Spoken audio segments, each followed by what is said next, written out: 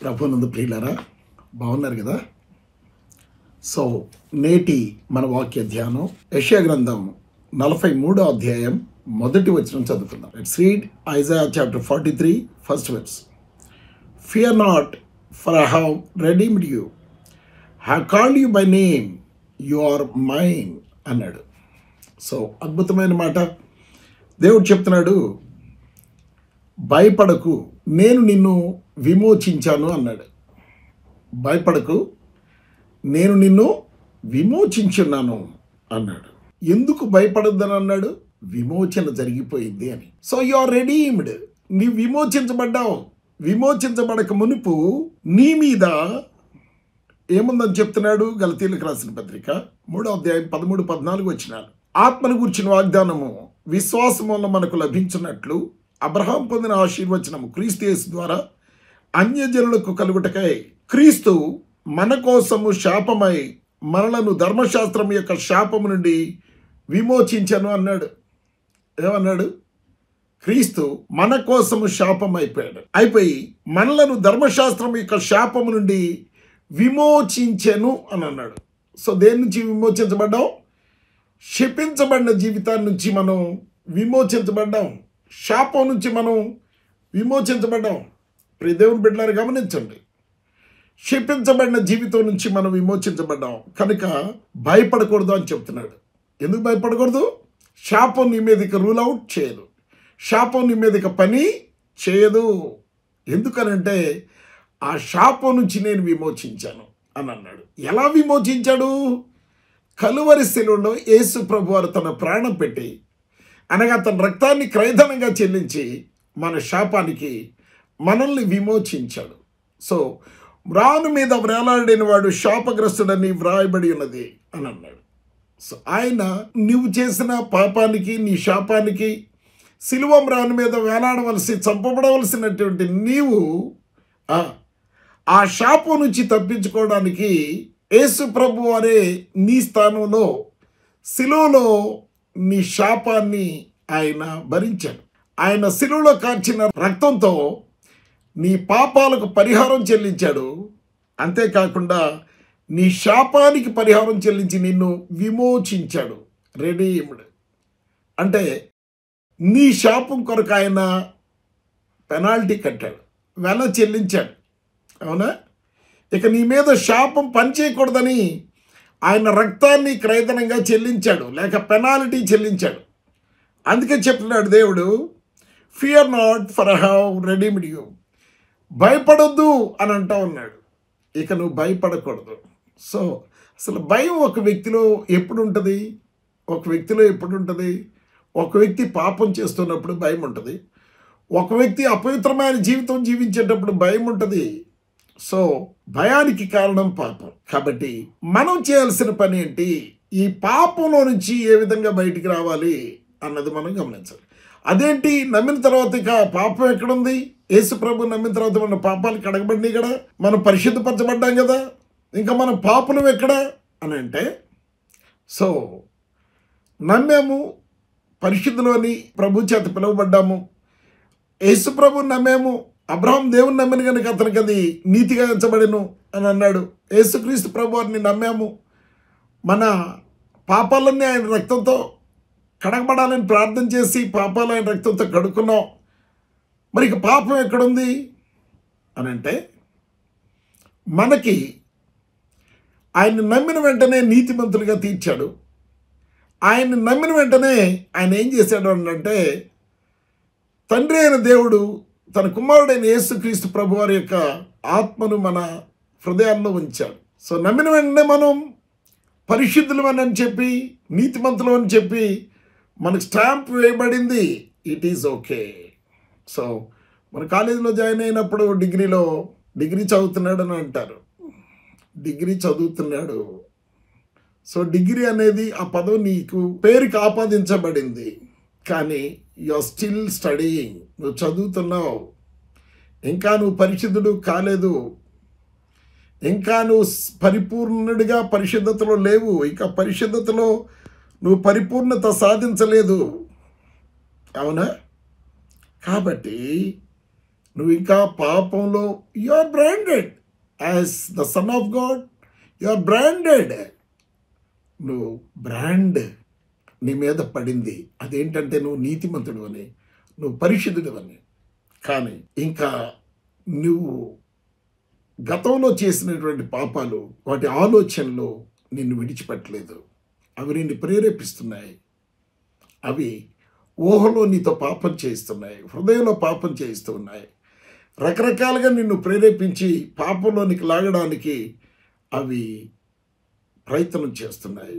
నీకు తెలియకుండానే మరి ప్రభువుని నమ్మావు, మరి నోరు బాగైందా, బూతులు ఆగిపోయినాయా, అపవిత్రమైన చూపులు ఆగిపోయినాయా, అపవిత్రమైన రిలేషన్స్ కట్ అయిపోయినాయా, అపవిత్రమైన పడక ఆగిపోయిందా, అపవిత్రమైన నడక ఆగిపోయిందా, అపవిత్రమైనటువంటి జీవితం సమాప్తమైందా, అపవిత్రమైనటువంటి నీ శరీర కోరికలు నిన్ను విడిచి వెళ్ళిపోయినాయా? అట్లా అన్నాడు ప్రభువారు. నీ శరీర కోరికలన్నింటినీ సిలువకు మేకులతో కొట్టేయి అని అంటున్నాడు. ఎందుకు కొట్టేయి అని అంటున్నాడు అని అంటే, ఆయన నీ పాప పత్రాన్ని సిలువ మీద మేకులతో కొట్టి దాని మీద ఉన్న పై వ్రాతను తుడిచివేశాడంట, కనపడకుండా చేశాడు. నిన్ను పాపిగా చూడడం ఆయనకి ఇష్టం లేదు. నీ పాప పత్రం మీద ఒక పాపం చేస్తున్నట్టు ఒక మరక కూడా ఉండడం ఆయనకి ఇష్టం లేదు. ఒక అపవిత్రమైనటువంటి జీవితపు మరక దాని మీద ఉండడానికి ఆయన ఇష్టపడలేదు. అందుకని ఆయన తన రక్తంతో నీ ప్రతి పాపాన్ని కడిగి దానిపైన చేవ్రాతను తుడిచివేశాడు. Here after you are not sinner. ప్రభు నమ్మిన తర్వాత నువ్వు పాపివి కాదు, పరిశుద్ధుడివే. But you are under the training program as holy man and as righteous man. So నీతిమంతుడిగా, నీతిమంతురాలుగా, పరిశుద్ధుడిగా, పరిశుద్ధురాలుగా నువ్వు మరి ప్రభువులో చేర్చబడ్డావు, పిలువబడుతున్నావు. కానీ నీ నీతి నువ్వు పెంచుకుంటూ వెళ్ళాలి.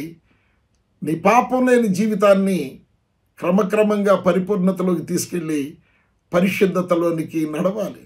కావున మనం పరిశుద్ధులుగా ఉండడానికి పిలువబడ్డాం, కానీ పాపులుగా ఉండడానికి పిలువబడలేదు, అపవిత్రులుగా జీవించడానికి పిలువబడలేదు. కాబట్టి ఆయన అంటున్నాడు, భయపడొద్దు అని అంటా ఉన్నాడు. ఇక భయపడకూడదు. సో క్రైస్తవులుగా ఉన్నాం, మరి జలుబు చేస్తే భయం, జ్వరం వస్తే భయం, ఆ జ్వరం ఏ డెంగ్యూ ఫీవరో, ఏ మలేరియా ఫీవరో, ఏ వైరల్ ఫీవరో అని చెప్పి భయపడతా ఉంటాం. సో మనం భయపడడానికి దేవుడు మనల్ని సృజించలేదు, తన ఆత్మను మనలో పెట్టింది ధైర్యం రావడానికి. యెహోవా ఆత్మ మనకు ధైర్యాన్ని ఇస్తుంది, లేక యేసుక్రీస్తు ప్రభు వారి ఆత్మ మనకు ధైర్యాన్ని ఇస్తుంది.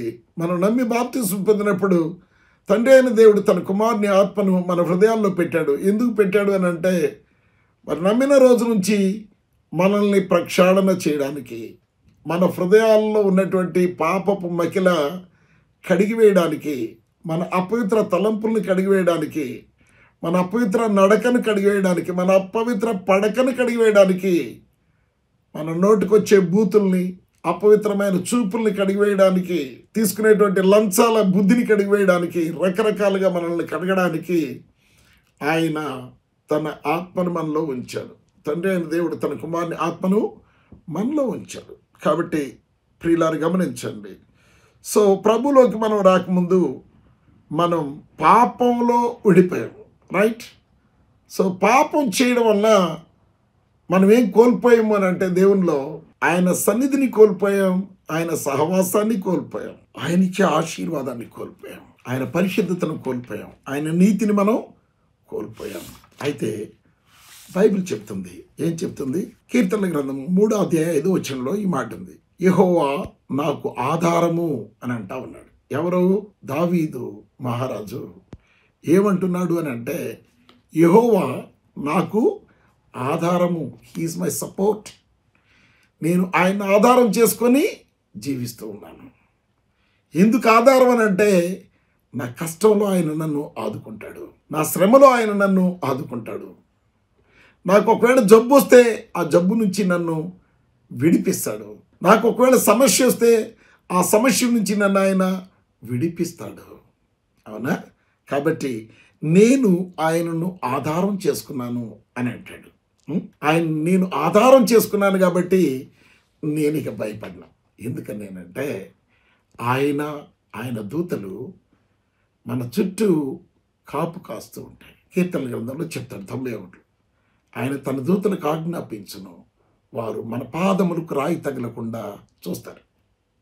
అంటే మన పాదాలకు మనం నడుస్తుంటే రాయి ఎక్కడన్నా తగులుతుందేమో, ఎదురు రాయి అని చూస్తారు. లేక మన జీవితంలో ఏదైనా సమస్య వస్తుందేమో అని చూస్తూ ఉంటారు. మనం ఎక్కడన్నా ఫెయిల్ అవుతామేమో అని చూస్తూ ఉంటారు. ఆ ఫెయిల్యూర్లో పడకుండా, మనకు దెబ్బ తాకకుండా, అది ఫిజికల్గా కానివ్వండి, స్పిరిచువల్గా కానివ్వండి, దెబ్బ తాకకుండా మనల్ని కాపాడుతారు. అవునా? కాబట్టి ఆయనను మనం ఆధారం చేసుకోవాలి. నిన్నే నా జీవితమునకు ఆధారము చేసి కొంటిని, నీవు లేని జీవితమంతా వ్యర్థముగా పోవునయ్యా. నిన్ను నా జీవితానికి ఆధారంగా చేసుకున్నాను. నువ్వు నా జీవితానికి అవసరం.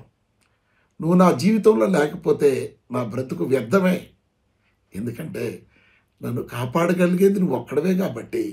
నేను శ్రమలో ఉన్నప్పుడు, శత్రువుల మధ్య ఉన్నప్పుడు, అవునా, బాధకరమైన పరిస్థితుల్లో ఉన్నప్పుడు నన్ను దాని నుంచి విడిపించగలిగింది నీ ఒక్కడవే అని అంటాడు. అవునా? కాబట్టి యెహోవా నాకు ఆధారము కావున, అంటే ఆధారం కాబట్టి నేను పండుకొని నిద్రపోతా, ప్రశాంతంగా పడుకుంటాను. ఎందుకని? ఆయన చూసుకుంటాడు కదా. నాకు ఏ కీడు రాకుండా ఆయన చూసుకుంటాడు. ఏ తెగులున్నా గుడారానికి సమీపించకుండా ఆయన చూసుకుంటాడు. నా పాదాలకు రాయి తగలకుండా ఆయన తమ దూతలకు ఆజ్ఞాపిస్తాడు. నదుల్లో వెళ్ళినప్పుడు, నీటిలో వెళ్ళినప్పుడు అవి ముంచకుండా ఆయన నన్ను ఆదరిస్తాడు, లేక కాపాడతాడు. అగ్నిలాంటి శ్రమలో పడ్డప్పుడు అది నన్ను కాల్చకుండా, నాకు నష్టం రాకుండా, నాకు కష్టం రాకుండా దాని నుంచి నన్ను విడిపిస్తాడు. అవునా? కాబట్టి నేను ప్రశాంతంగా పడుకొని నిద్రపోతాను. చాలామందికి రాత్రులు నిద్ర పట్టదు, భయం, ఆందోళన. అవునా? సో రకరకాలైనటువంటి mental pressures, job pressure, boss pressure, work pressure, ఆఫీస్లో చేసే పని యొక్క ఒత్తిడి, పైనున్న బాస్ ఒత్తిడి, రకరకాలుగా ఒత్తిడుల మధ్య జీవిస్తూ ఉన్నారు చాలామంది. కాబట్టి వాళ్ళకి ఆఫీస్లో వర్కే మైండ్లో, నిద్రలో కూడా స్ట్రెస్గా ఉండిపోయి నిద్ర పట్టడం లేదు. కానీ ప్రభువుని ఆధారంగా చేసుకుంటే యూ కెన్ రిలాక్స్. నువ్వు రిలాక్స్ అయిపోవచ్చు, ప్రశాంతంగా ఉండొచ్చు. యెహోవా నాకు ఆధారము కావున నేను పండుకొని నిద్రపోతాను, ప్రశాంతంగా మేల్కొంటాను. అవునా? నాకు ఏదన్నా జరుగుద్దని, నాకు కీడు వస్తుందని, నాకు జబ్బు వస్తుందని, నాకు సమస్య వస్తుందని నేను భయపడను అన్నాడు. అదే చెప్తున్నాడు కదా, భయపడను. అయితే ప్రియులారా గమనించండి, ఆయన ఏమన్నాడు? భయపడకండి, నేను మిమ్మల్ని విమోచించాను అన్నాడు. ఆయన వాళ్ళని పిలిచే పిలుపు ఏంటంట? నిన్ను పేరు పెట్టి పిలిచాను అని అన్నాడు. God knows all our names. దేవునికి తెలుసు మన పేర్లన్నీ ఆయనకి తెలుసు. ఆయన ఏమంటున్నాడంటే, నీవు నాకు తెలుసు అని అంటున్నాడు. నేను నిన్ను పిలిచాను. ఎందుకు పిలిచానో తెలుసా? నిన్ను ఆశీర్వదించడానికి పిలిచాను, నీ భయాన్ని తీసివేయడానికి పిలిచాను, నిన్ను భయపెట్టే వాళ్ళని దూరం చేయడానికి పిలిచాను, నిన్ను భయపెట్టే జబ్బుని తీసివేయడానికి పిలిచాను, నిన్ను చంపడానికి ప్రయత్నిస్తున్నటువంటి వారి చేతిలో నుంచి విడిపించడానికి నిన్ను పిలిచాను. నువ్వు భయపడాల్సిన అవసరం లేదు. నీ కొరకు నా రక్తాన్ని క్రయధనంగా చెల్లించాను. ఇక నీకు అపాయమేమీ రాదు, ఏ తెగులు నీ గుడారాన్ని సమీపించదు. కాబట్టి మనం ఈ వాక్యాన్ని మైండ్లో పెట్టుకోవాలి, ఇక్కడ బ్రెయిన్లో పెట్టుకోవాలి. అవునా? Have to master your mind with the word of God. దేవుని వాక్య సమృద్ధితో నిన్ను నువ్వు ఏం చేసుకోవాలి? బలపరుచుకోవాలి. And strengthen with the word of God. And strengthen yourself with the word of God. నీకు నువ్వు దేవుని వాక్యంతో బలపరుచుకోవాలి. ఎందుకు అనంటే ఆయన వాక్యము సజీవమైంది. ఎందుకంటే ఆయన వాక్యము బలమైంది. It gives immense strength to your body, to your spirit, to your mind. నీకు ఆయన వాక్యం శక్తినిస్తుంది. You have to master your mind with the word of God. దేవుని వాక్యంతో నీ మైండ్ నువ్వు ఏం చేసుకోవాలి? నింపుకోవాలి. అండ్ నీ ఆలోచన ప్రభు చెప్పాడు, ఆయన దాని కొరకు తన రక్తాన్ని చిందించాడు, ఆయన నన్ను విమోచించాడు శాపం నుంచి. ఇక నా మీద శాపం పనిచేయదు. మరి ఇదేంటి వచ్చింది? నీతిమంతుని కలుగు ఆపదలు అనేకం, వాటన్నిటిలో నుంచి ఆయనే విడిపిస్తానని సెలవిచ్చాడు. ఆయన చెప్పిన మాటని నువ్వు మైండ్లో రికార్డ్ చేయాలి. It master your mind with the word of God. ఆ మాట తీసుకొచ్చి నువ్వు దాన్ని గుర్తు చేసుకుంటూ భయపడకూడదు. You should never fear, not fear at all. ఎప్పుడు కూడా నువ్వు భయపడకూడదు. అవునా? ప్రియ దేవుని బిడ్డలారా, గమనించండి. నువ్వు ఆశీర్వదించబడాలని ఆయన నిన్ను శాపంలో నుంచి బయటికి తీసుకొచ్చాడు. ఆశీర్వాదం అంటే శరీర సంబంధమైన ఆశీర్వాదం. అదేంటి అని అంటే డబ్బు సమకూడటం, భూమి మీద కావలసినవన్నీ నీ బ్రతుకు తెరువు కోసం సమకూడటం ఆశీర్వాదం. అవునా? ఆ సమకూడేవన్నీ కూడా అత్యధికంగా సమకూడటం. ఎందుకనంటే క్రీస్తు యేసునందు మహిమలో దేవుడు మన ప్రతి అవసరాన్ని తీరుస్తూ ఉన్నాడు. అయితే మనం దేవుని మహిమలో ఉండాలి. ఎందుకనంటే ఆల్రెడీ మరి ప్రభువు నమ్ముకున్న తర్వాత మరి 16-17 అధ్యాయాల్లో యోహాను సువార్తలో ఆయన తన మహిమను మనకిచ్చాడంట. ఎందుకు ఇచ్చాడు అని అంటే మనకు మహిమ లేకపోతే ఆయన మహిమలో నుంచి మన మహిమలోనికి మరి మనం అడిగేవి, ప్రార్థించేవి ట్రాన్స్ఫర్ కావు.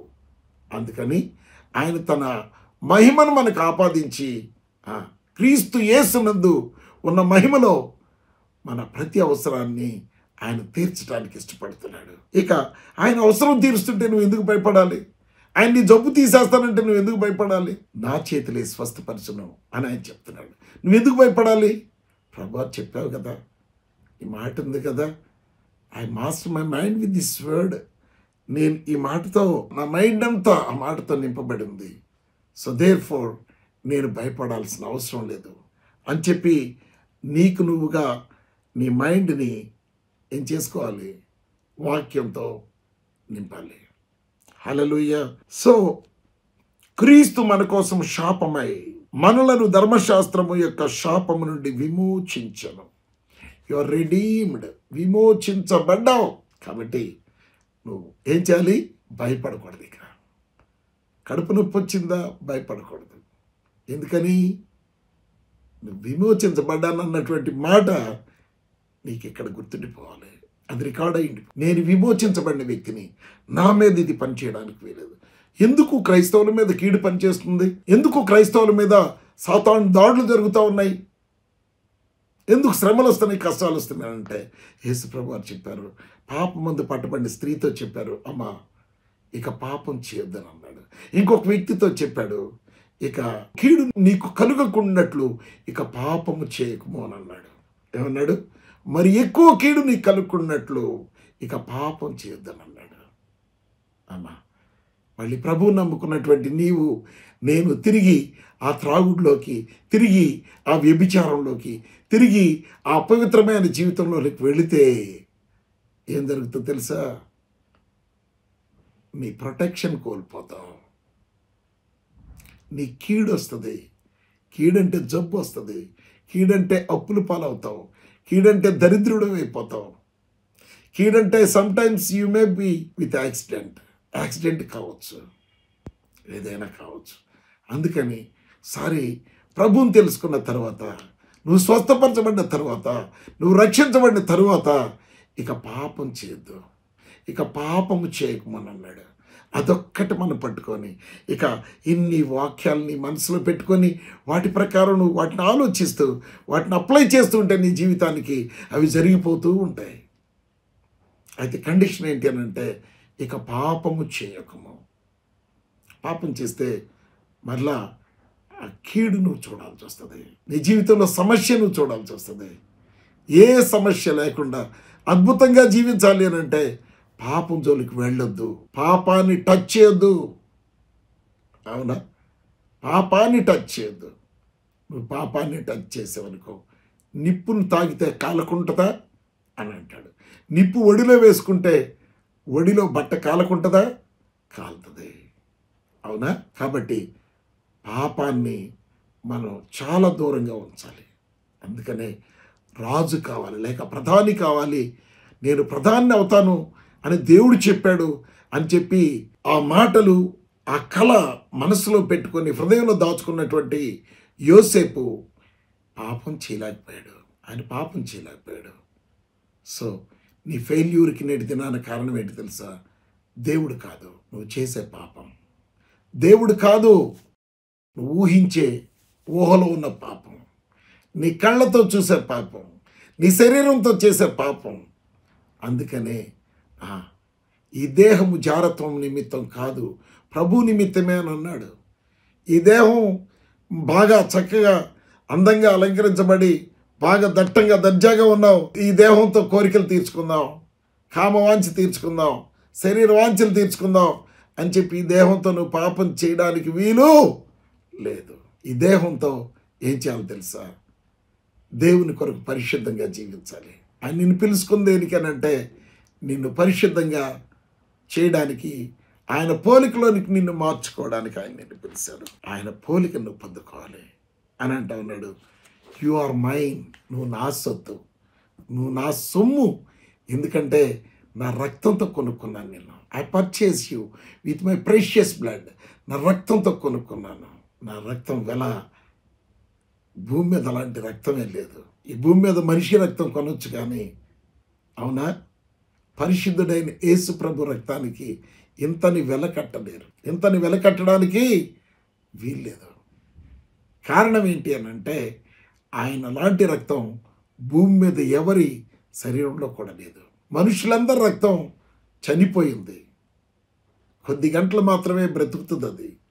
కానీ యేసు ప్రభు రక్తం 2000 సంవత్సరాల క్రితం ఆయన చనిపోయినా ఆయన కార్చిన రక్తం భూమి మీద, ఆయన ఆ రక్తం తాకిన బట్టల మీద అది సజీవంగా ఉంది ఇంకా. అందుకనే ఈ యుగం లేక ప్రభు వచ్చే పర్యంతం ఎందరూ ఆయన్ని రక్షకునిగా నమ్ముతారో వారందరూ పాపాలు కడగడానికి సజీవమైంది రక్తం అని చెప్తున్నాడు. ఎలా ఉంది ఆయన రక్తం? సజీవం, జీవముతో ఉంది.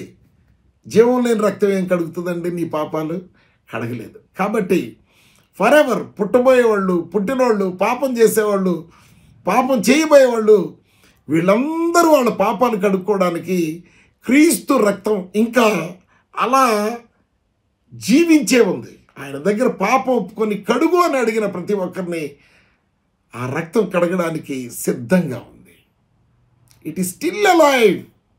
అది యేసు ప్రభు రక్తానికి మానవ రక్తానికి ఉన్నటువంటి తేడా.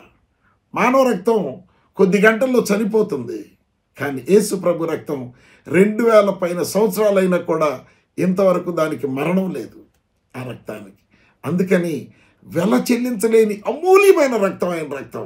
మూల్యము చెల్లించలేని అంటే డబ్బు కట్టలేనటువంటి, ఈ లోకానంతా అమ్మేసిన ఆయన రక్తం ఒక డ్రాప్ కూడా కొనలేము. అటువంటి రక్తంతో, ఖరీదైన రక్తంతో నీ పాపాలు కడిగి నిన్ను పరిశుద్ధుని చేశాడు. కాబట్టి నువ్వు పరిశుద్ధంగా ఉండడానికి పిలువబడ్డావు, పరిశుద్ధంగా జీవించు. నీతిమంతుడిగా ఉండడానికి పిలువబడ్డావు, నీతిగా ఉండు. హల్లెలూయా. ఆయన చెప్తున్నాడు. ఇంకేమన్నాడు? కీర్తనలు 3:5, యెహోవా నాకు ఆధారము, కావున నేను పండుకొని నిద్రపోయి మేల్కొందును. ఎంత అద్భుతం! 10,000 మంది దండెత్తి నా మీదికి వచ్చి మోహరించినను. 10,000 మంది వచ్చారా? లేక 5,000 మంది వచ్చారా? 1,00,000 మంది వచ్చారా నా మీద యుద్ధానికి, నన్ను చంపడానికి, నన్ను బంధించడానికి? నేను భయపడను అని అంటా ఉన్నాడు. భయపడాల్సిన అవసరం నీకు లేదు. అండ్ నీ కాన్షియస్లో ఆయన నిన్ను విమోచించాడు అన్నటువంటి మాట తిరుగుతూ ఉండాలి, రింగ్ అవుతూ ఉండాలన్నమాట. విమోచించబడిన జీవితం, పరిశుద్ధంగా జీవిస్తూ అద్భుతమైనటువంటి జీవితాన్ని నువ్వు ఆయనలో జీవించాలి. ప్రియ దేవుని బిడ్డలారా గమనించండి. ఆయన నిన్నెంతగా ప్రేమించాడంటే తన ప్రాణం పెట్టినంతగా ప్రేమించాడు. కాబట్టి ఆయన ప్రేమించాడు కనుక ఏంటి?